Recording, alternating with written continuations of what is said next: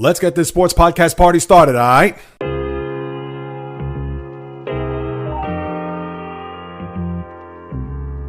The JAYREELZ podcast. What is happening, my good people? Greetings. How are you? How's it going? How's everybody doing out there? What is the latest and greatest? Hope everybody's doing well, feeling fantastic, in excellent spirits. If you thought the first half of April had your head spinning when it comes to sports, it's saying, I'm just getting warmed up. So is yours truly, as I'm proud to unleash what the landscape has in store, as this is the JAYREELZ podcast with your host, JAYREELZ. For my first timers, welcome aboard. And for those who've been banging with me going back to the very beginning, somewhere in the middle, or even as early as this past Monday, I welcome you guys and gals back. And yes, the sports world is certainly going to crank it up about 10 notches, because this coming weekend, in about 48 hours, to me, one of the more underrated and great sports weekends that you could ever have. And I understand we could talk back Final Four just a couple of weeks ago, and even this past weekend with the Masters and how everything unfolded there. But when you have a situation where both postseasons in the fall and winter sports, the NBA and NHL begin on the same day, and I thought that the Stanley Cup Playoffs were starting on Sunday, considering that the regular season ends tonight, and I thought they were going to give them a 2-day buffer before they raise the curtain on their postseason. But there are a couple of games Saturday, and maybe one or two more to be determined, considering that the NHL is already set with all the teams in the postseason, so there's no last-minute frenzy craziness as far as teams trying to get in to the playoffs on the final day of the season. That's not going to be the case. But this is one weekend when you uncover and put the hood off of the car, or I should say raise it from the car, where we have both sports getting ready to start their trek, a 2-month odyssey through the postseason to see who's going to be raising the Lawrence O'Brien Trophy and the Stanley Cup Trophy when it's all said and done. I mean, it doesn't get any better than that. And I'll start off with the NBA, because we've already had a scenario where two teams have advanced as 7 seeds and two other teams advance to tomorrow. And I'm going to start there before I get to the storylines and the big body of work when it comes to the playoffs on Saturday. So with the 7 seeds, you had Orlando take care of Atlanta on Tuesday night in rather very simple fashion. Cole Anthony off the bench with 26 points. Paolo Banchero at 19-7. And the Hawks, who just went back to ATL on a flight, it seems as if they didn't even want to play in the game. And sad for them, because it was a scenario where if they would have competed, and maybe that will change their fortunes come tomorrow night in the ATL against another divisional opponent, which I'll get to in a little bit. But for Trae Young to get ejected there late, not wanting to give the ball to the ref after literally forcing a two-handed chest pass to the official at almost 100 miles an hour, and of course I'm exaggerating, but for the Hawks, who did not play well in the game and just said, you know what, let's just take it back home to see whether or not we'll get into the postseason as an 8 seed to go up against the Cleveland Cavaliers. But give it up, Orlando did a masterful job. No shock, I thought they would take care of home court as they'll go on to play the Boston Celtics, and of course I'll preview that in a little while. And then in the nightcap, the Warriors. We talked about this on Monday, how that game was critical for them in so many ways, shapes, and forms, because they did not want to mess around. They did not want to fool around in this format. We've talked about their foibles here, whether it was 4 years ago, losing the 2 games to the Lakers and Memphis in that play-in tournament during that time, and then just last year losing to Sacramento in the play-in game as the 9-10 matchup, and then here it was as a 7-8. Memphis coming back into their building similar to 4 years ago. And even though John Morant got hurt there late in the third quarter and certainly compromised this play down the stretch, and give it up, Memphis was game, and they could have won the game. I'm not going to say they should have, but thanks to Jimmy Butler's 37 and the heroics by Steph Curry there at the end, when it was 111-109 with the 3, and then 114-111 to ice the game and put the final dagger into the Grizzlies as they sent them packing back to Memphis to play a game tomorrow night for the rights to go on as an 8 seed in the Western Conference. And for the Warriors, like I said, enormous in many ways, just to kind of get that piano off their back from the bad taste of their mouths going back to 2021, on top of wanting to get extra rest because they did not want to play another game on Friday night with the quick turnaround if they did win to go to Houston there on Sunday. And also, on top of all that, they didn't want to add another game to the veteran weary legs of a one Steph Curry, Draymond Green, even Jimmy Butler for that matter, because again, these guys aren't spring chickens. And yes, they may have all the experience and the championship DNA in the world, but we all know that once you get into the body of the tournament, and especially then playing a young upstart team like the Rockets, this could be, I'm not going to go as far as saying tough sledding, but certainly the longer road would have been even tougher if they had to play a game tomorrow night. But obviously that's moot. That's not to be the case. So the Warriors advance, and then now you had a situation yesterday where the Heat went into Chicago, and these two teams are very familiar with one another playing in this particular format. Well, the Bulls, for whatever the reason, they decided that we want an early vacation because they did not show up, especially in that second quarter. I know Tyler Hero with the 38-point performance, but for them to be down 71-58 at the half, which was almost similar to the nightcap game, which I'll touch on, but for the Heat, their culture, their DNA, and they were able to have another trip to Atlanta, which I talked about just a second ago as far as the division rivals, Atlanta and Orlando playing there. And then now Atlanta's going to host Miami there tomorrow night as the first game of two for the doubleheader to see who advances into the postseason.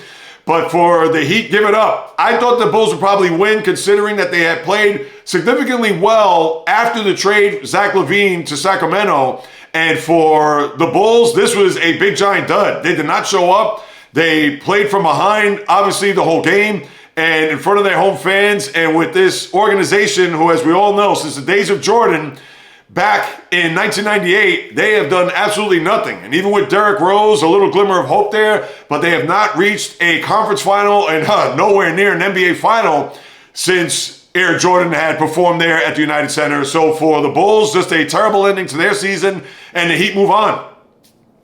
And as for the nightcap, I thought that Dallas was going to play well here, but I had a feeling that Sacramento was going to prevail only because home court, they played in this scenario last year where they beat Golden State, and maybe that was more of a revenge game for them last year considering they got ousted by the Warriors in 7 in that building the year prior. So for the Mavericks, and I probably should have known this ahead of time, although I was rooting for them, but I just had an inkling that Sacramento was going to win. And sure enough, what Dallas did to Sacramento was similar to what Miami did to Chicago. Klay Thompson with threes left and right. Anthony Davis did put up 27, although he took 23 shots. Not very efficient there, but Klay Thompson, and with the way he performed there with the 5 for 7 from 3 and a 16-3 run to end the first half where they had a 71-47 lead and pretty much didn't have to look over their shoulders at any point in the second half. They cruised to a win there in Sacramento, and now they move on to Memphis to see whether or not they will be able to move ahead and play the Oklahoma City Thunder in the first round. And as we look at the games tomorrow, I know it's tough to not look at the home teams having that advantage, whether you're Atlanta or Memphis. Listen, I'm going to jump on that bandwagon now, considering I picked Chicago yesterday. I think the Heat are going to win this game. The Heat have played very well in these play-in games, as you know. All you got to do is look back 2 years ago with the way they performed in the game against the Bulls to advance. And then we know the 1-8 matchup, as I've said a million times here on the podcast over the years, and it went all the way to an NBA final. That's not to say it's going to happen this go-around, but I have more trust in them to win on the road than I think Dallas has in Memphis. And although I'm going to root hard for Dallas, and I got news for you, I'm going to just come out and say it, I think the Mavericks are going to win tomorrow night. Memphis, they've been in a trajectory going south, and even though they were game the other night against the Warriors, but who knows the ankle of Ja Morant, I would think he's going to play. There would be no ifs, ands, or buts that he's going to sit out this game. But for Morant and for the plight of this organization, firing the head coach, Morant with the gun and the grenade salutes and all this other nonsense, and even though they were feisty the other night and they could have won the game as I mentioned, but something just tells me that Dallas, maybe the gods are going to shine on them one more time before they get knocked out by Oklahoma City there in the opening round. Considering that Klay Thompson, a little bit of a revenge game there last night, considering he went 0 for 10 in the game last year as a member of the Warriors, and that was his final game in a Warrior uniform. So that meant something to him. And I think maybe there's a little bit of a rallying cry to say, hey, we know what the last 2.5 months have been for this team, for this organization, the city, etc. Let's rally around one more time. Let's go to Memphis. Let's see if we can get into the playoffs. And at that point, we're going to be playing with house money. Nobody's going to pick us to win. Everybody thinks we're going to get swept out of here. So you know what? Let's give one 48-minute performance, and maybe if it even goes in overtime, if there is another 5, 10, who knows how many more minutes on top of that. But let's just see if the Mavericks will be able to prevail here. And to have both road teams win in a do-or-die must-win or must-game for these organizations, I know it's a little bit tricky, but Miami and their pedigree and Dallas with the basketball gods saying, you know what, let's at least give the fans something to root for considering what they did in Sacramento there last night. So that's who I'm going to pick here. And who knows what Morant's health, he's going to be compromised. How effective he's going to be, that remains to be seen. And that's what I'm going to have here for tomorrow night. Now, let's get to the playoffs as far as the storylines are concerned. And quite frankly, there are parallels here, especially with the NBA and NHL. And I'll talk more about the NHL after we finish with the association. But just keep this in mind. The first storyline here are the 1 seeds in each conference, which is going to be similar to the NHL. So one more thing, just as I plant that seed in your head. OKC and Cleveland, to me, and I said this weeks ago, check those receipts, there's pressure on these organizations to go far in this postseason. I don't want to hear, oh, well, it's Cleveland. Nobody expected them to be here. Nobody's had thought about them being in the finals. Well, when you have the top seed, and what were you, 64-18 in the regular season, and I believe Oklahoma City was 65 or 66 wins under their belt. And even more pressure, I think, is on OKC, considering they were a 1 seed last year. But I don't want to hear that if they, let's say, lose in 7 in the conference semifinals, that would be a flat-out disaster. Or if they lose in 20 overtimes in a conference final, whether that be against the Celtics if you're Cleveland, or let's say the Lakers if you're OKC, if it happens to be the Lakers. One more time, you could play 50 overtimes in a Game 7 and lose in your building, and you could say, oh, we had a great year. You had to get to a final considering what you did throughout the body of work in the regular season. This wasn't a team that was a 3 seed. This wasn't a team that was middle of the pack. No, you guys were playing from in front from day one. And you have home court through each of your conferences, and Oklahoma City with the better record, they have home court throughout. So I don't want to hear from their fan bases, their organizations, etc. Well, it was a good run. Nobody expects us to be here. Blah, blah. Nonsense. It is finals or bust for these teams. So I don't want to hear anything short of that is going to be a disaster. So those are the 2 storylines I'm going to look at from, well, it's really 1 storyline, but the 2 organizations for starters. That's number 1. Number 2, can the Celtics repeat? Now, Jaylen Brown, that knee is going to be a big giant question mark moving forward. We've heard about him taking injections, cortisone prior to that, and obviously with this week off heading into Sunday, and obviously he has not played here, but knowing that when the Celtics tip off 3:30 on Sunday against the Orlando Magic, who knows how effective Brown is going to be? Is it going to be a situation where it's going to be sparingly? He's only going to play when they absolutely need him. And the good thing about the Celtics is that they probably wouldn't need him or even any of their big-time personnel if they happen to not necessarily purposely rest, because it's all systems go and all hands on deck. But if anybody gets injured or if they happen to be hobbling with the injuries that have taken place throughout the course of the regular season, similar to last year with Kristaps Porzingis when he hurt himself in Miami there in the opening round and he didn't play until the finals, and we know how effective he was in a couple of games that he played. The Celtics had that luxury here against Orlando and maybe even against the Knicks in the next round, considering that the matchups favor Boston more so against the Knicks, and as evidenced by the 4-0 record that they've had over the Knicks this season, that they can rest these guys until you get to a conference final. But once you get there, that's it. These guys have to be healthy and raring to go. So can they repeat? Or even maybe I should put it this way, will they repeat? That remains to be seen. I have my NBA Finals prediction going back to October, and I'm going to stick with it if you recall or remember, but if not, I'll remind you as we get to the end of the segment. But that's also going to be a big question, whether or not they're going to repeat, because we have not seen a repeat champion in 8 years, obviously the Warriors of 16 and 17. And then the 2 teams that are coming in hot, 2 teams that are laden, I should say, and have coaches that have won in the past, whether it be in Milwaukee with Doc Rivers, obviously many moons ago with the Celtics in 08, or Tyronn Lue with the Clippers with the Cavaliers in 2016.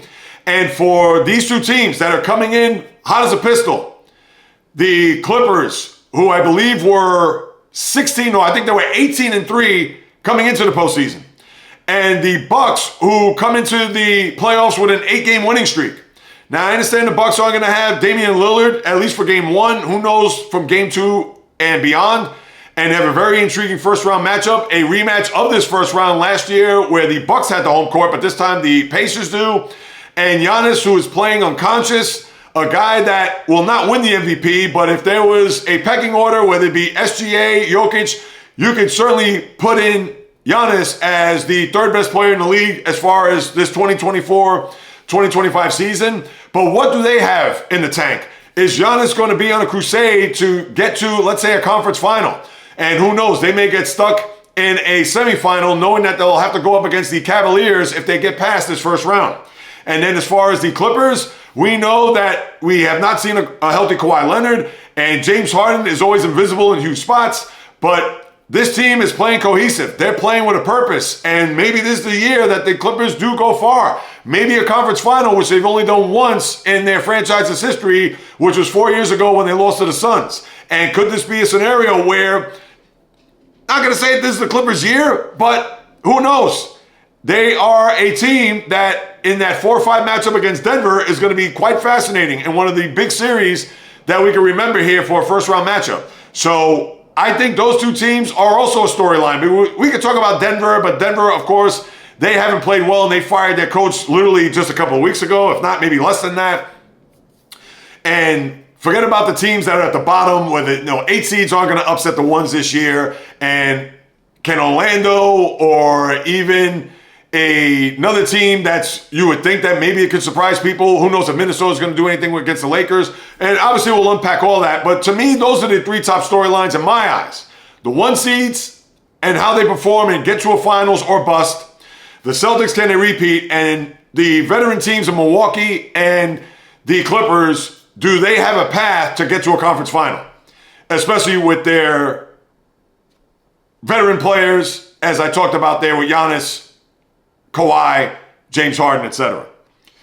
All right, now let's get to these series because you have some very good ones. And for starters, I'll go through the East. Listen, if it's going to be Cleveland, and whether it be Miami, or if it so happens to be the Atlanta Hawks, they're going to take, I would say, 4 games. Maybe if it's Miami, I'll give them 1 game. If it's the Hawks, I think it'll be a sweep, so we can forget about that. Boston, Orlando, I would think that the Celtics, even with Jaylen Brown hurt, they still have enough firepower. Orlando, although very good defensively, and they could certainly, they have bodies to put up against the Celtic wings, whether it's Paolo Banchero or it's Franz Wagner. They have a team, Jonathan Isaac. They have players that they're not afraid of the Celtics, or at least I don't think so, based on how they played them over the last couple of years. Now, I understand that's last year, but they did win 3 out of 4 against the Celtics last year. And off the top of my head, I should know this, but they've actually played well against them. I understand the last week of the season where the Knicks beat the Celtics and it was a back-to-back where they went to Orlando and they rested everybody that night for that matter. So Orlando easily won that game. But I think the Celtics have just too much firepower, and I'm sure they know that this is going to be a situation where the team, as it's constructed now, could start to fray here with the second apron and guys that may be traded. So I would think they're going to try to make a push for a repeat. And to have Orlando be that first team, I'm going to give Orlando a game. I would not be surprised if they win 2 games. I will say that. But I think the Celtics will win in 6 when it's all said and done. Then you have the 3-6 matchup with the Knicks and the Pistons.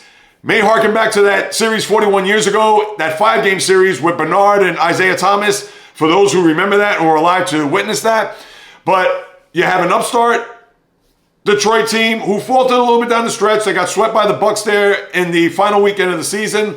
But this is a team that I'm sure they're going to show a lot of toughness. They're going to show a lot of physicality, and they're not going to back down from the Knicks. So who knows? This could be a hotly contested series, maybe the beginning of a budding rivalry. Who knows? Even though they don't play in the same division. But I think the Knicks will prevail in this round. I can see this being 6 hard-fought games, maybe a 7th game, but I'll say 6. I'll give the Pistons 2. Maybe they steal one here in the Garden. But, you know, the Garden's going to be rocking. They're going to be just flying, knowing that this team won 51 games. And even though it may just all of a sudden go down the drain in the next round to play the Celtics. But for right now, they're going to be pumped up, ready to go. So I'll pick the Knicks in 6 there in that opening round. And then as far as the Bucks and Pacers, this is going to be a wild series, I think. But this is going to have to be on the shoulders of Giannis, because what are you going to get from guys like Brook Lopez or even Kyle Kuzma for that matter?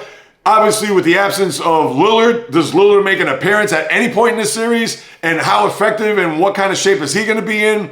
That remains to be seen. But if Giannis, he's going to have literally a monster series. He's going to have to average 35, 15, and maybe 10 when it's all said and done. And that's not even going to guarantee them a series victory.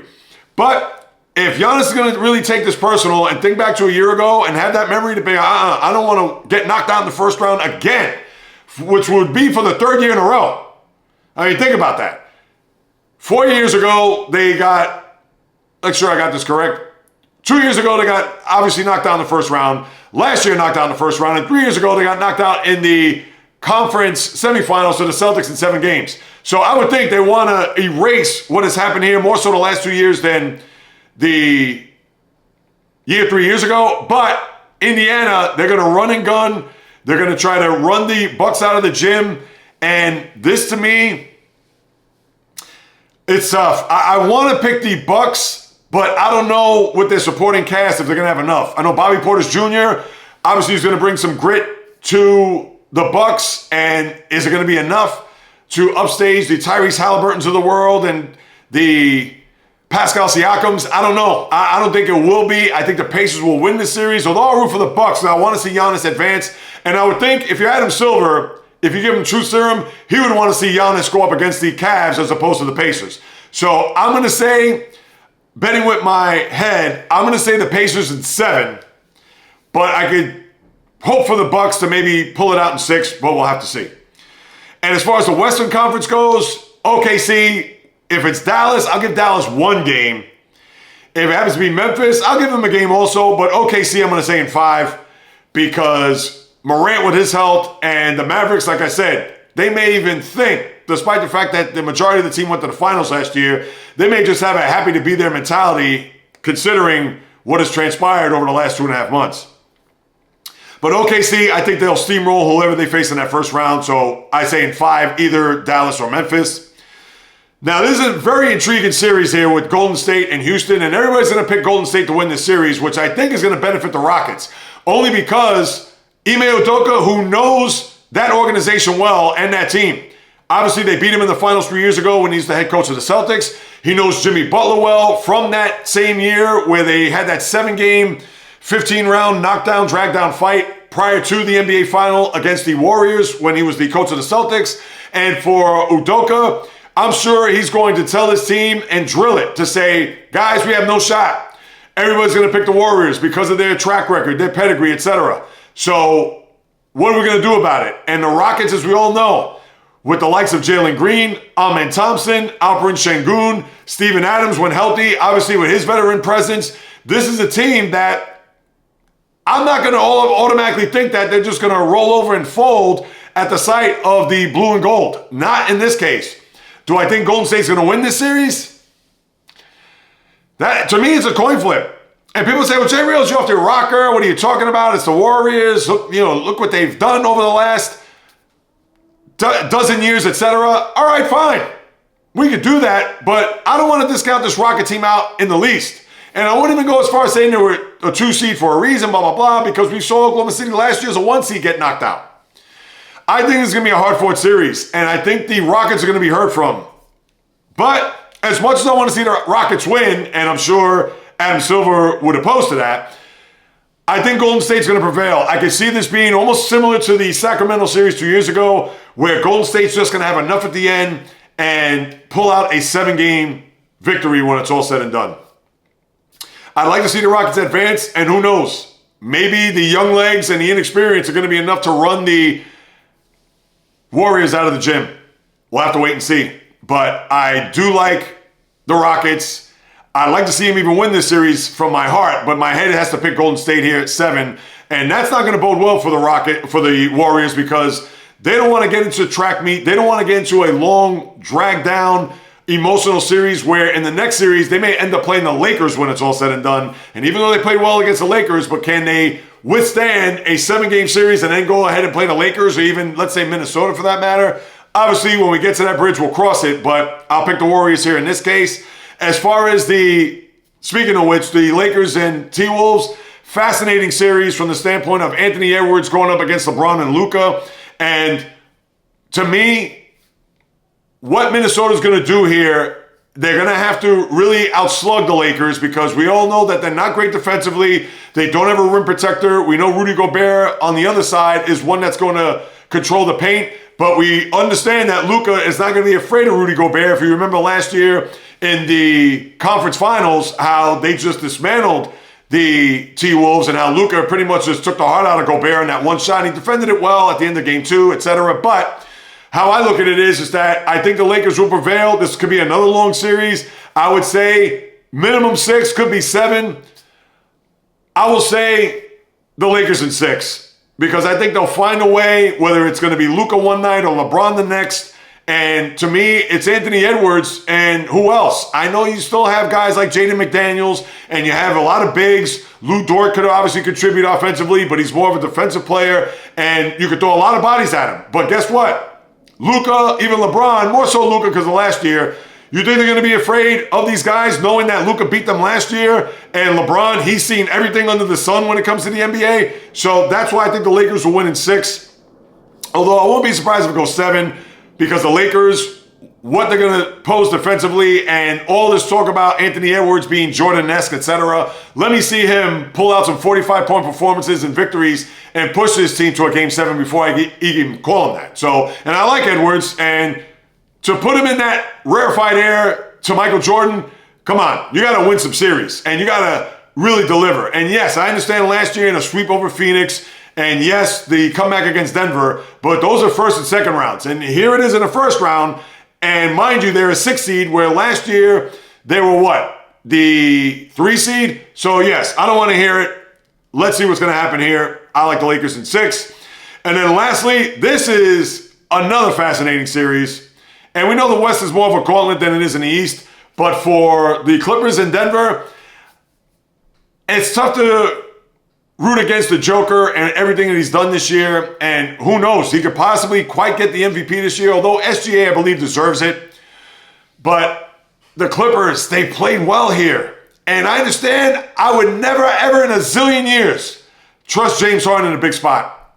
And it's going to be fascinating to see how he's going to perform in this series. Let's say if they're down 1-0 and have to pull out a Game 2. And we've seen this in the past with him. We've seen him put up big games. Game 4 last year against the Dallas Mavericks when, I forgot how many points he scored. I believe he scored 33 points. But where was he in Games 5 and 6, including Game 5 in his building when he got blown up by 30 points? And then 2 years prior to that, when in Boston and in Philadelphia, when they won a Game 5 in Boston and he put up big numbers, and he also put up big numbers in Game 4 against the Celtics to tie that series, where was he in Game 6? In his building when they closed out the Celtics. Invisible. And then where was he in Game 7 when Jason Tatum scored 51 points in a decisive victory? Again, I believe it was 1 for 6 from 3, and he had 3 for 14 shooting from the floor. And this is recent. This isn't back in the day when he was with the Thunder or even with the Rockets for that matter. And I can even bring that up if I want. So it is tough to even think that I could trust James Harden in any spot, let alone a big one. But I don't know. I just like the way they're playing. It's a combination of the ascent of the Clippers over the last 3 or 4 weeks and the descent of the Nuggets here over the last few weeks. I'm going to say the Clippers win in 7. I would not be shocked if the Nuggets win, though. I mean, how could I be shocked? And then Kawhi, we don't know what his health is going to be like. He's actually fallen apart in the middle of series. Granted, he's been healthy. And a lot of people, and I haven't watched the Clippers day in and day out, but I've watched them here as of late just to get a better feel. And of course, the game on Sunday where they won at Golden State to avoid the play-in scenario. But we want to see Kawhi Leonard healthy. We want to see him go through 3-4 rounds. And in the opening round, they're going to spread these games out. So let's see if he's going to remain upright and healthy. And if he is, I like their chances. If he's going to get hurt by Game 3 and he's going to be out Game 4, Game 5, then you can forget about it. But I'm going to pick the Clippers in 7, although I'm cautiously optimistic. But to me, it's more on Denver than it is the Clippers. So that's what you have there with the NBA scenario. And of course, I didn't mention about Donovan Mitchell with his ankle. I'm sure he's going to be fine. And obviously, they're not going to need him for the opening round, although I'm sure he's going to play, etc. But that's what you have there. And a couple of quickies before I go. At the start of the year, I picked Boston and Oklahoma City as my NBA final. I'm going to stick to that. But I will say this. Something tells me the basketball gods, wherever they meet, may be up in the sky or in the universe. Something tells me that we may end up, whenever the finals begin, whether that's that first Thursday in June, which I believe that's when it is. And off the top of my head, when is that first Thursday? I think Memorial Day is late this year, if I'm not mistaken. Let me just do the math real quick. So the 16th, I know, is on a Friday. 19th, that Monday. 26th. So does the finals begin on May 31st then? Or maybe the following, June 7th? Whatever that date may be. Sorry, I'm all over the place. I digress. But something tells me that there may be a Lakers-Celtic NBA final in our future. And the only reason why I say that, 2 reasons. One, we haven't had one since 2010. So this is actually the 15th anniversary of their last time they met in the finals. Number 2, the LeBron versus the Celtic dynamic dating back to his days when he was with the Cavs the first time around in 08, 2010, then in 2012 against the Celtics when he was a member of the Heat, and then also when he was with the Cavs there in the 2017-18 season when they pushed them to a 7-game and they beat them in Boston. And then why not a Lakers-Celtic final with LeBron? Just to add another layer to the chapter of the Lakers-Celtic rivalry. And then on top of that, Luka, revenge from last year, losing in a Maverick uniform, and now he's in a Laker uniform. I mean, are the stars aligned for that? Something tells me it may be. It is a long way to go to get there, but I'm throwing that out now because I've been thinking about this for literally the last couple of weeks. And here on the eve of the playoffs, I just thought I would throw that at you. And then, do I have to get into the Nico Harrison comments the other day? Seriously? Which was precipitated by the owner, I might add, and with the local media. So you didn't get ESPN or Fox Sports or any of the other big sports networks there. And the questions were monitored. So obviously they weren't going to face any super hard questions. But let's face it, for Nico Harrison to say that I have no regrets of this trade, give him true serum. You know that he would take that back in a heartbeat. I'm sorry. There isn't any other way that you can convince me that he believes that statement. He has to say that, because what is he going to say? Oh no, you know what? I wish I could take it back. Then that's not a slap in the face. That's literally a punch to the gut of Anthony Davis, meaning that, all right, so I don't mean anything to the team. So of course he's not going to say that. I just thought I'd throw my 2 cents on that. And Celtics City, the 7th episode, real quick.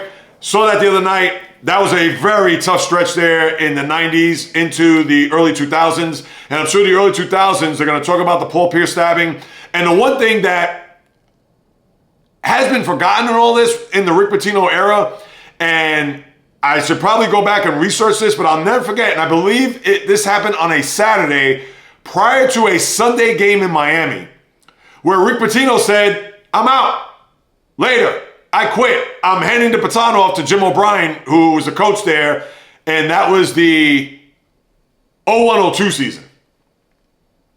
Because at that point, that's when he moved on and left the Celtics. And for Pitino, that was just a rough era, and I know he was banking on trying to get Tim Duncan, and we know that that's been just a nightmare. I get it. We're far removed from that, and I shouldn't have any PTSD, but when it gets brought back and dredged up in the memory bank, I mean, I cannot think to know that we could have had this guy, and then everything that happened after that, him trading Chauncey Billups away, and it was just a disaster.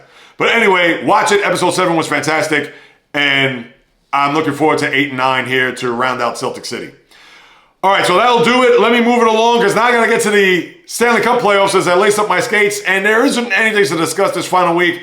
Montreal won their game against Carolina last night, so that means that tonight's game with Columbus and the Islanders is moot, as Columbus made a last-ditch effort to get into the postseason as a second wild card, so you can forget about it. And one other note, congratulations to Austin Matthews, who got his 400th career goal. I believe the sixth fastest to do so in National Hockey League history. So he's now what? 496 goals behind Alexander Ovechkin all time. So think about that. If he's trying to even think about reaching Mount Ovechkin when it's all said and done. But the Stanley Cup Playoffs will begin there on Saturday. You have the two games with St. Louis playing Winnipeg and then Colorado and Dallas. Now, I don't know if the East teams, let me pull up the schedule just to see.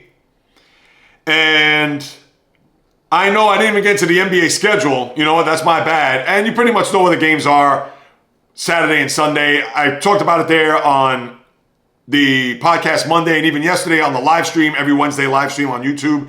Definitely check that out. But you have the Sunday games with Oklahoma City, Boston. Those are the first two games. And then you have the Rockets playing, I believe, no, they're playing the 9:30 game if I'm not mistaken. And then the other game you have to open up there on Sunday. And let me pull this up. I'm just looking at here. Lee Corso is going to end his 4-decade run with Game Day. So the end of an era there for Lee Corso. Congratulations to him as he moves on. But Sunday, you have the four games one more time, as I know I'm all over the map here, which is Oklahoma City, 1 o'clock, Boston at 3:30. Cleveland is the game sandwich in between. And then Houston, Golden State's the 9:30 game there on Sunday. So now with the NHL, let's get right to it. The storylines for starters. As I mentioned with the NBA, the one seeds here, they are the top storyline. Before the start of the year, did anybody think Winnipeg or Washington were going to be the one seeds in their respective conferences? I didn't pick that. If anything, my Stanley Cup final was Dallas and the Rangers. And obviously the Rangers are nowhere to be found here in this format, so you can say goodbye there. But the Capitals, nobody expected in their right frame of mind. And for the Jets to be the President's Trophy winner on top of all that, there was no way that any hockey fan from coast to coast thought that the Capitals and the Jets were going to be the one seeds representing the East and West to start the postseason. So to me, if they get bounced in the second round, disaster. If they play 50 overtimes in a Game 7 in the conference final and lose, yes, it'd be tough, but it would certainly be disappointing knowing that they were the best team in their respective conferences and they didn't get to a final. And we can say that every year for everybody, but let's just say, if it was a situation where Florida was the one seed in the East, are people going to think, oh, all the pressure's on Florida? They've been to the Stanley Cup the last 2 years. So nobody would have looked at it as like, oh, all the pressure's on the Panthers. No, there's now added pressure to these teams because nobody expected them to be there. Just like nobody expected Cleveland to be the top seed in the West, or excuse me, in the East. Or maybe Oklahoma City. All right, they were one seed last year, but they blew away the Western Conference by storm. They won by whatever it was, 15 games in the conference. So now they got to get to a final and really stack from their season last year. All right, next step, conference final, considering the loss in the semis, but you know what I'm talking about. So for Winnipeg and Washington, they got to show up here and take a long road in this postseason, because if they don't, at least from yours truly, they're going to get destroyed. And that's it. And yeah, Stanley Cup Playoffs, April 20th on ESPN. So, of course, TNT, TBS is going to be Saturday. I thought the playoffs started on Sunday, as I mentioned, but that was my error. But as far as the NHL, that is your first storyline. To me, your second storyline, I was going to go to the Maple Leafs, but I'm going to keep them third. The Panthers. They have stumbled into this postseason. And I know they have injuries, and I know Matt Tkachuk is a guy that the Panthers are going to welcome back with open arms. And who knows what his status is going to be. They're going to have to play the Lightning here in the first round on the road, and they just got smoked by the Lightning there a couple of nights ago. So, and there's going to be revenge factor on Tampa, considering that they embarrassed them, the Panthers, last year in the opening round in 5 games. So, who knows? Are they going to have any legs in this postseason? And listen, if they get spanked in the first round, that would be, I'll go out and say it, it would be embarrassing. Despite the fact that they are rumbling, bumbling, and stumbling into this Stanley Cup playoff. But this team, who has a lot of firepower, I don't need to go through the cast of characters. You know who they are. Sam Bennett's of the world, the Carter Verhaeghes, etc. We know. But, and you may get Aaron Ekblad, I believe after game 2, because he's serving that 20-game suspension, which maybe they missed him more than the Panther fan or even the hockey fan that's watched from afar have noticed. But I don't know if they're going to have any length. And I thought the Brad Marchand trade at the deadline was going to just be helpful, despite the fact that he's also nursing ailments in his own right with his shoulder. But to me, this is a storyline. Whether or not the Panthers are going to have any length in this postseason. And they're going to have a very rough first round here with the Lightning. And if they get by them, all right, then we'll see where the dust settles at that time. But I don't know. As a defending champ, whether Tkachuk or not Tkachuk, that's going to be the big thing. And if Tkachuk comes back, obviously he's going to give them a huge lift. But how effective he's going to be, that remains to be seen. So to me, they're storyline number 2. And the other storyline, as we say, year after year after year after year. And they avoid playing that opening round in years past, whether it be against Tampa for the back-to-back seasons a couple of years ago. Last season, not the case, but they still lost in the first round in last year's tournament. The Toronto Maple Leafs. Can they get to a conference final? Right now, they're going to play the Ottawa Senators. And that's going to be, I'm sure, a low-key grudge match between the hockey capital of Canada against the actual capital of Canada. And the Senators, who have not been there in a million years, and with their own Tkachuk coming back and one Brady, I know Ottawa is going to be just rabid to finally have a playoff series in that city for the first time in God knows how long.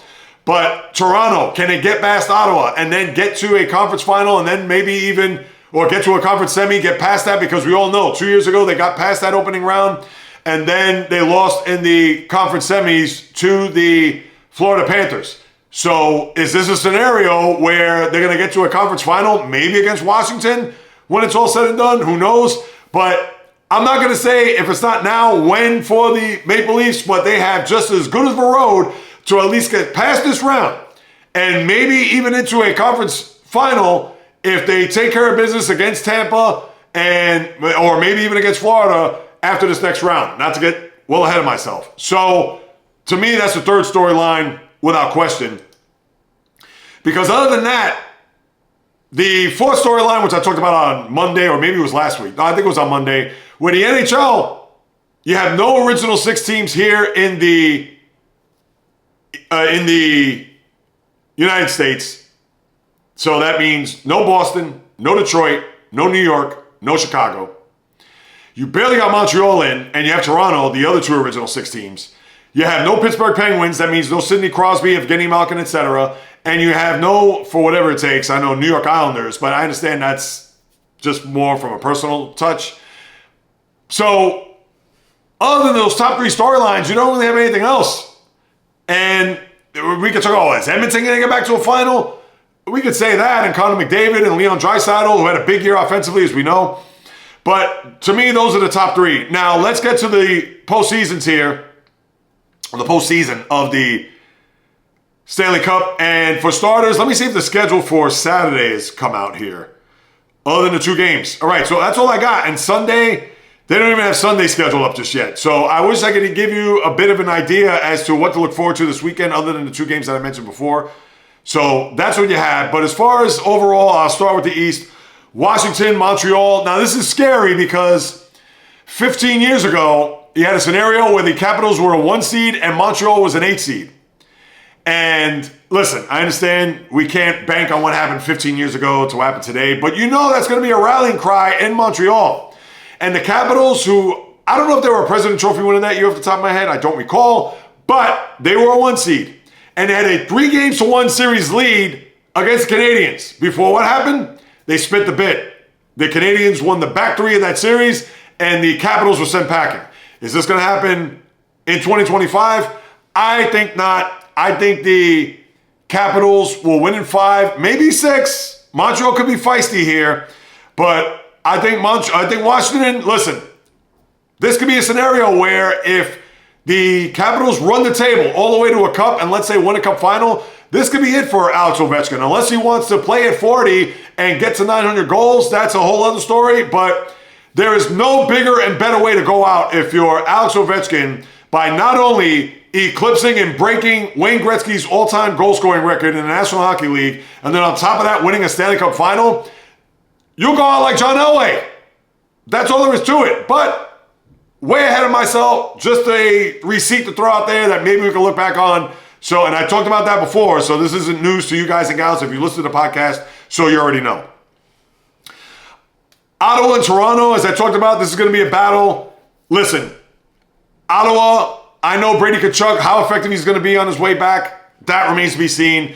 I don't know whether or not the firepower of the Senators are going to be enough for them to go mano-a-mano with the Maple Leafs. I don't know if a guy like Tim Stoltze is going to be one that's going to take over the series there offensively for the Senators.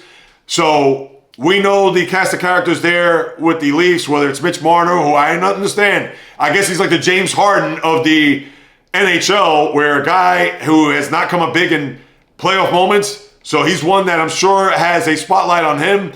But if you're Austin Matthews, John Tavares, etc., and I understand that this is a situation where the Maple Leafs, they may not have a netminder that you could truly, totally trust in 100%. When it comes to a guy that's going to mind the net, whether your name is Joseph Wall or a guy like Anthony Stolarz, which we probably won't see. It's going to be Joseph Wall in net. So let's see. But I think the Maple Leafs, I'll give the Senators one game for sure, but you know what? I'll be nice and even give them 2 games for that matter. So I'm going to pick the Maple Leafs in 6. Then you have the Devils and Hurricanes. Again, the Canes, I'm afraid with their goaltender, Frederik Andersen. Devils, they don't have their big gun there, Jack Hughes, as you know. I think Carolina with the 4 lines, and they're not spectacular. They're just very steady, and I've talked about them over the years, especially when they played the Islanders in the first round.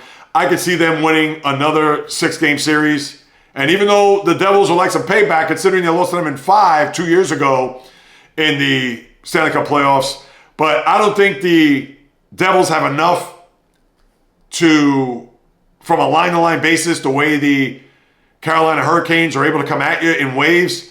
And for the Devils, listen, I think they'll be feisty. I think they'll give it a go here. But I think when it's all said and done, I'll pick another 6-game series, but I wouldn't be surprised if Carolina wins in 5. And that's just my thought there with that series. And then lastly, with Tampa and Florida, this is going to be a grudge match. And I don't know if the Panthers have the wherewithal, and they have the mettle, and they know how to win games, etc.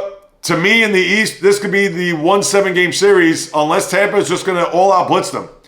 Now, I think what's important, if Florida gets a split here, I think it could be a long series. And even though they could go back to Tampa down 0-2, but then tied at 2 if they win the 2 games in their building, but I trust Tampa to win 1 game down there more so than Florida winning 2. And I know that may be a slap in the face of the Panthers, but that's why I would expect, well, not maybe expect, I would like to see them split in that first 2 games for the Panthers to have this be a long series.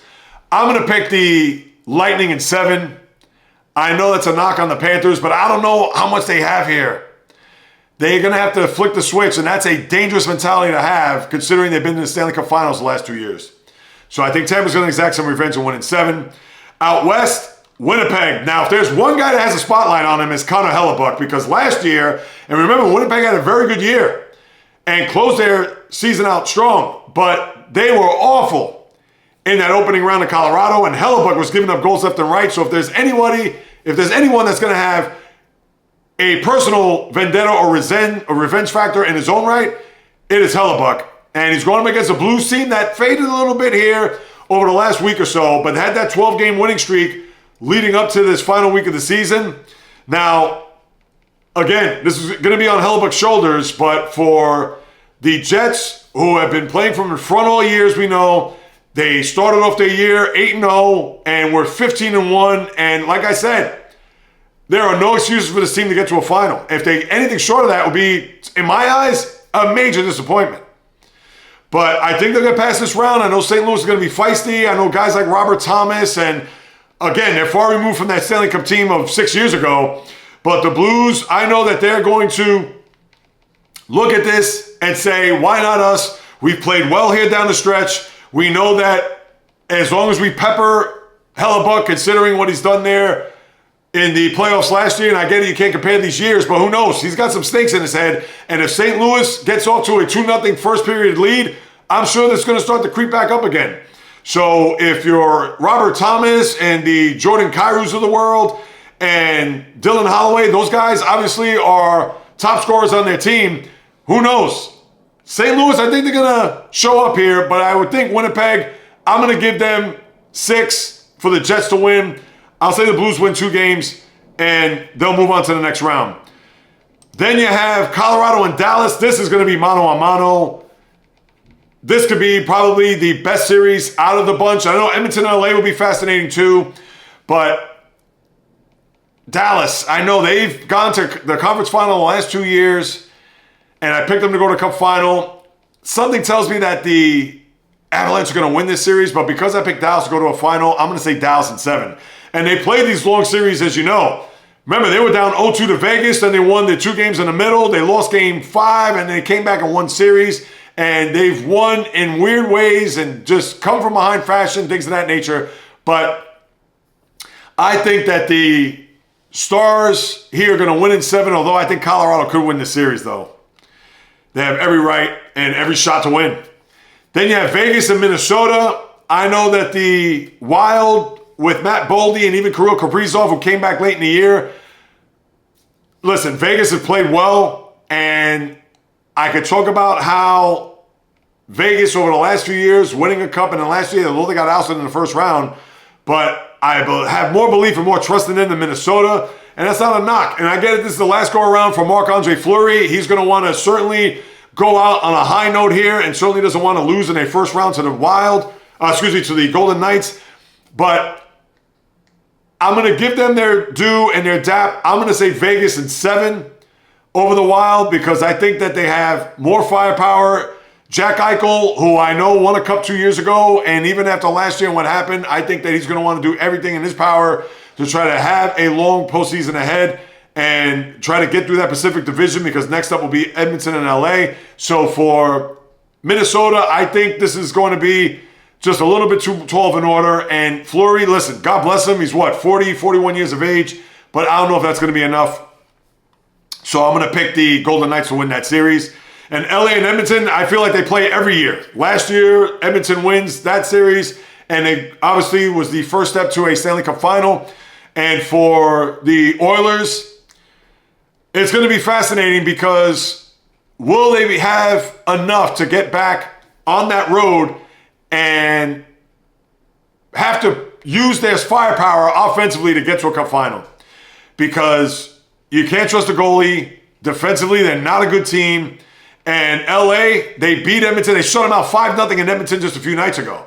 So not to say that's going to transfer here into the postseason, but the only thing I'll say about that is Edmonton knows them. They know each other very well. And if the Kings, headlined by Adrian Kempe and, of course, Anze Kopitar, the venerable one, and we can look at the Kings maybe now being due to beat Edmonton, I'm going to go with my gut here, and I'm going to say Edmonton's going to win a long series at 7. But I can see the Kings winning. And the Kings, I believe it was that series 2 years ago, they were up 2-0 on Edmonton going home, and then Edmonton ended up winning that series, I believe in 6 when it was all said and done. So that's going to be another fascinating series. And I think the series out west are more intriguing than the east, similar to the NBA, and that's another parallel I could throw at you. So I think Edmonton, 7, it's going to be hard for it. It's going to be tough. And you know I'm going to be all over it and all on top of it here. And again, I wish I could give you a schedule other than the 2 games there on Saturday with St. Louis, Winnipeg, and Dallas, Colorado. But that's what I have there with the NHL as we move it along. Now as I get into the batter's box, baseball, and there really isn't much to discuss here because since Monday, I'll get into the schedule over the weekend. But here it is. We're now officially 3 weeks into the season. And I know that this is going to be clickbaity, and you know I do not go that route. I hate clickbait titles and narratives and things of that nature. But when you take a look at the landscape of Major League Baseball, and granted, 18 games, 3 weeks, you're a little bit over a tenth of the season. That's how much of a marathon baseball is. But other than the Colorado Rockies and the Chicago White Sox, there's some parity in baseball. Now again, let's meet 2 weeks from now and for sure a month from now, and you would think 6 weeks from now when we get to Memorial Day, there's going to be some major separation. But you have to admit, looking here over the first 18 games, there are a lot of teams that are still in the middle of the pack. Now, yes, as we go through it, American League East, Yankees won three in a row. They swept the Royals, big whoop. But the Blue Jays are just a half game behind them at 11-8, and the Red Sox are 10-10, and the Orioles in last place, but they're 7-10. And if they get some pitching there, whether that means Grayson Rodriguez comes back, and if they start to mash the ball, they'll get back to the thick of things, as you know. The AL Central, you know that's going to be a logjam, or so we think, other than the White Sox, of course. The Twins beat the Mets 2 out of 3 here over the last few days, and the last 2 of that series. Royals got swept, but they started that series against the Yankees 8-8. They're now 8-11. Guardians are 9-8, and the Tigers are 10-8. So there's your parity there. And in the AL West, all right, so the Rangers have a game-and-a-half lead, big whoop, over the Angels of all teams, who usually by now, they are about to be put out the pasture. So they're 9-8, the Angels. Mariners 9-9. The Astros and Athletics end up at 8-10. So you got a lot of parity there in the AL, which we would have expected, considering that the AL is going to be wide open this year. All right, so now you fast forward to the National League. Now, I'm not going to put the Braves in there with the Rockies, despite the fact that they're 5-13. And even though Spencer Strider came back yesterday, he pitched in a loss to the Toronto Blue Jays. But for that division, the Marlins are 8-9, and they're still hanging in the mix. Now, granted, again, it's only April 17th. But usually the Marlins will be where the Braves are at 5-13. And granted, a month from now, they'll probably be down in the basement. But for right now, when you take a look at what's happening in baseball, it's a bit of a shock to see Miami in third place with a game under 500 record, and they could get to 500 with a win against Arizona today. And the Nationals, who played feisty and played well, 2 out of 3 against the Dodgers, as we know. And all right, 7-11, not a great record, but they, again, young team. They're going to take their lumps, but I picked them as one of my surprise teams this year, and you have the Mets and Phillies leading the division. Cubs at 12-9. Brewers righted the ship after being 0-3 at Yankee Stadium. Since then, they're 10-6. And, all right, the Pirates 7-12 you don't like, but they have Paul Skeens, at least you have him to look forward to. But the Cardinals and Reds are both at 500 there at 9-9. And in the NL West, do I even need to go there? Again, you got to throw out the trash there in Colorado. But the Padres have the best record in the sport at 15-4. The Giants are 13-5 as they close out their series in Philadelphia today, a 4-game set, I might add. The Dodgers are now 14-6 as they swept the Rockies out of LA in what we knew was going to be the best medicine for them after losing 6 of 9 over the last week and a half prior to that series against the Rockies. And then coming up the rear, you have the Diamondbacks, who are 11-7. And have won 4 in a row, are looking for a sweep in Miami, and they'll head to Chicago to play the Cubs over the weekend. So baseball right now, you have a lot cooking there with a lot of these teams. Granted, it is way too early. But what other storyline can I give you right now? Yeah, we know the Padres are off to a tremendous start. We know the NL West is a gauntlet right this very moment. Yes, the Mets stubbed their toe in Minnesota, but 11-7, and they played bad teams, I might add. Marlins twice, and they played the American League the rest of their schedule. Now they're going to get some National League competition as the Cardinals come into town for 4 games. But think about that. The Mets have played the Marlins twice, and American League teams the rest of the way. In Houston, to open the season, they were 1-2.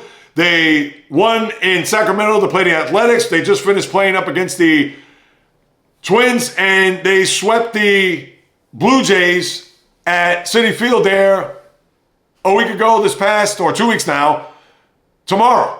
So that's all they played here over the course of their first 18 games. And in the American League, yeah, it's just a mismatch. Besides the White Sox, and I won't even put on yours. The White Sox are just going to be awful.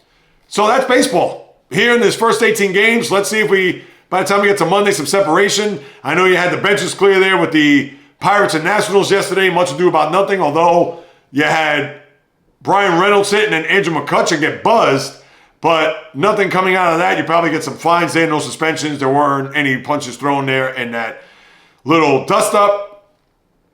And as far as the schedule, you have series concluding today, as I mentioned, with you have Pirates and Nationals. I'll see if there'll be any after effect of that today in a 12:35 game. Bunch of afternoon games that you like. Arizona at Miami to close out their series. Seattle and Cincinnati to close out theirs. Athletics in Chicago. San Francisco at Philly. Let's see if the Giants can win 3 out of 4 against the Phils. Cleveland at Baltimore to finish their series, and then Kansas City's in Detroit. New York's in Tampa for 4. Cardinals and Mets for 4. And then you have the Angels playing in Texas. And it's interesting because then you have the Dodgers going into Texas over the weekend. And then your games or a series of note, Arizona at Chicago, as I mentioned. Miami at Philly, just to throw it out there. Cincinnati at Baltimore. New York at Tampa. New York at Tampa. Seattle, Toronto. Pale Hose in Boston to play the Red Sox. Minnesota, Atlanta. Not a lot of good series. San Diego at Houston. San Francisco at the Angels. Washington, Colorado. Kansas City, Detroit. So you have some series there to chew on here over the weekend. Not many, but we'll keep an eye on that as we move it along here in this baseball season. And then lastly, as I put on the helmet and shoulder pads to wrap up here with the NFL, now you have a scenario where the Dolphins are going to seek a trade for a one-time All-Pro cornerback and one Jalen Ramsey. Now, which team is willing to part draft picks for Ramsey? Now, I don't think he's going to net a number 1, despite the fact that he's still good and he's kind of toned out a little bit there or mellowed out a little in South Florida over the last couple of years, because when he was with the Jaguars, obviously he was top-notch. With the Rams winning a Super Bowl, top-notch. And the Dolphins, it's almost as if you haven't really heard a lot from Jalen Ramsey over the last couple of years. So I don't know which team is going to be willing to part with a 1. You're probably going to have to part with a 2, and maybe if you can coerce him with a 3. Now, I'm sure the Dolphins are going to want a lot here. I don't know if he's worthy to net a number 1 pick if you're an organization that's willing to procure his services to your team, but Ramsey, who's still effective and still good, I'm not going to all of a sudden just think that he's a shell of his old self, but I'm not going to pay a king's ransom to get him on my team. I will not do that. I may go as high as a 2, but I'm definitely starting at 3. And if you're thinking 1, I'm hanging up the phone. And that's not a knock on Jalen Ramsey, but how I look at it is that Ramsey, although a good corner, arguably a top corner, but remember, he is now starting to get on the other side of that mountain. So what you're going to get out of him, to me, is not going to be worth of a number 1 pick. That's just my thought process. And then you have Travis Hunter, speaking of a corner that's going to come in, I'm sure, take the lead by storm. He had come out and stated that he's playing both sides of the ball. He's going to play 2 ways, and that if he's not going to play 2 ways, he will retire. Now, of course, he is just exaggerating there, because could you imagine? He's going to retire before he even gets drafted into the league. No way, shape, or form about that. But for Hunter, I know the Giants have mentioned that they're going to, when they take a look at him, that they're going to think about playing him on both sides of the ball. I don't know if that's a teaser to, let's say, the Cleveland Browns, whether or not they're going to want to draft him or Abdul Carter, the defensive lineman out of Penn State, to bookend with Myles Garrett. But who knows? I'm sure they're going to probably flirt with Hunter, and maybe with the Giants throwing out that little salvo as they're going to select that number 3. Do the Browns, their intent to go up to think that, maybe we should now look at Hunter to draft him? Who knows? I don't know if that's gamesmanship on the Giants' part, but I would think whomever's going to draft him, they're going to have to play him both ways. And that's not to say he's going to get a million snaps on offense and defense. Yeah, you'll tailor the offense the way you want and then implement some plays for Hunter. And I think that that's what's going to be the plan, whomever drafts him, because if Travis Hunter thinks that he's going to get 60 snaps defensively and 60 snaps offensively, he is not going to last, because he is not going to be playing the likes of Colorado State or Northern Colorado in the NFL. He's playing men at this point. And not to say the NFL is what it was 30, 40 years ago, where if he goes over the middle, he's going to get annihilated. But there's going to be guys that you would think, not they're going to purposely take shots, but he's facing against linebackers that he could never imagine and safeties and DBs that are lightning quick as he is. So, yeah, they're going to have to temper that offensive game plan, if you ask me. Not to say they're going to shut him out completely, because I'm sure he's going to bitch and moan about that. And all right, fine, Heisman Trophy, 2 ways, I get it. But I think whichever team that drafts him, they're going to use him both ways. It's just a matter of what extent, and you have to be wise and smart about that as far as how many plays that are going to be implemented for him, or how many plays just overall is he going to take part in offense. that's up to the coach and the offensive coordinator to determine. And we'll see a week from today with the draft, and I'll talk more about that next Thursday as we get closer to the ceremony that will be in Green Bay this year. And then you had a retirement there as Tyron Smith, the longtime Cowboy left tackle, who was also had 1 year with the Jets this past year with Aaron Rodgers as his QB, signed a one-day contract, I believe. I don't know if he signed it just yet, but you know what? I'll give him his just due. He's going to retire as a Cowboy as he moves on to the next stage of his life. So congratulations to Tyron Smith. I don't know if he's a Hall of Famer. I know he was dominant at times. As a matter of fact, real quick before we sign off, let's have some fun with this. And maybe today's not the day to do that. Let him go off into the sunset peacefully. But Tyron Smith, who had big years, as we all know, with Ezekiel Elliott in that middle part of his career. Let's see what his all pros. He was a five-time all-pro player, 2 first team and 3 second team, 8-time Pro Bowl, decades team. He's not going to be first ballot. I think eventually he'll get in. When you look at first teams, you want to see minimum 4, certainly 5. Anything 5 and up, to me, you're going to be at least worthy of a Hall of Famer. When it's combined with second team, all right, I'll have to give him that. And an all-decade team, that counts. To me, he's not a first-time or a first-ballot Hall of Famer, but he's a guy that I'm sure eventually will get in there when it's all said and done. That'll do it, my good people. Another episode just about in the books, as always. Thank you so much for stopping by, carving out precious time out of your day to listen to what it is that I have to say about what goes on in this wonderful toy department that we love to call sports. And if you haven't done so, people, please, I implore you to subscribe, rate, review this podcast on wherever you listen to your podcast, whether it's on Apple, Spotify, the website at JAYREELZ.com, the YouTube channel at JAYREELZ, which I plug day in and day out with shorts, with vlogs, with critique videos, which are going to be coming at you. And I'm also going to make an appearance in front of Madison Square Garden on Saturday to get the pulse and the temperature of the Knick fan. That will be my next vlog coming next week, probably early next week, no later than Tuesday, as you'll get a taste of the Knick fan going into this postseason of what they're expecting. I'm sure they're going to think, oh, we got the first round, but they may have the Celtics waiting in the wings. But with that being said, all the different content coming at you on my YouTube channel at JAYREELZ. So please, if you haven't subscribed, do so. One more time, I can't emphasize it enough.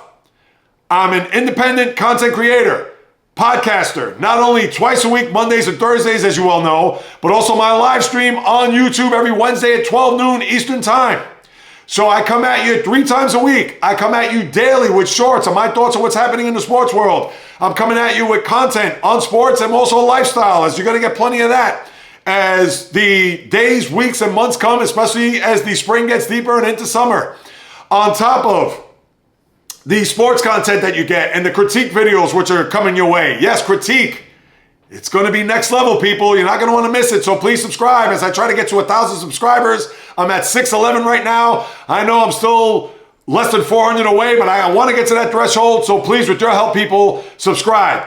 Take screenshots. Share with your friends, family, friends, foes, frenemies, whatever it may be, who are casual sports fans, diehard sports fans, good sports fans, great sports fans, kook sports fans like yours truly. And of course, when it comes to the content, if you're into the lifestyle, I have stuff there that's already archived in folders, in tabs. Check it out. Please, people, I can't tell you enough. As somebody who's trying to carve a path and blaze a trail in this universe and in this business and has not earned a dime just yet, I'm trying to put my approval, my stamp of approval, with your blessing, to be a voice and to be a creator that people are going to know over time as I continue to march along in this journey of doing what it is that I love. So please, go ahead and do that, and I would sincerely, from the bottom of my heart, appreciate it. With that said, any questions, comments, suggestions, you can do so with the following: Instagram, TikTok, Facebook, the JAYREELZ Podcast, Twitter, JAYREELZ, just 1, and the number right after that. And the email, the old-fashioned way, the JAYREELZ Podcast at gmail.com. And of course, YouTube again at JAYREELZ. I'll be more than happy to follow up with you guys and gals, because whether you do or do not know, one more time, it's what I love to do. Do you not hear the passion? Do you not hear the energy? Do you not hear the excitement? Do you not hear anything and everything that goes into this microphone through your earbuds, headphones, or speakers that you do not feel all that what it is that I'm trying to convey to you guys and gals in an entertaining and an informative, but more importantly, in a credible way, independent podcasting at its finest, because you know, in the blood, in the DNA, as I always like to say, with nothing but passion, fire, energy, fury with my thoughts, opinions, critiques, praise, analysis, feelings on anything and everything. That happens in the world of the diamond, ice, gridiron, hardwood, golf course, racetrack, tennis court, boxing ring, octagon, you name it. From my lips to your ears, from my heart to your soul, from where I am to wherever you are, the JAYREELZ podcast always comes correct, direct, and in full effect. From the South Bronx, the South Beach, the South End, the South Pacific, and all points beyond. Peace, love, and God bless everybody. And until next time on the JAYREELZ podcast, on the flip, baby.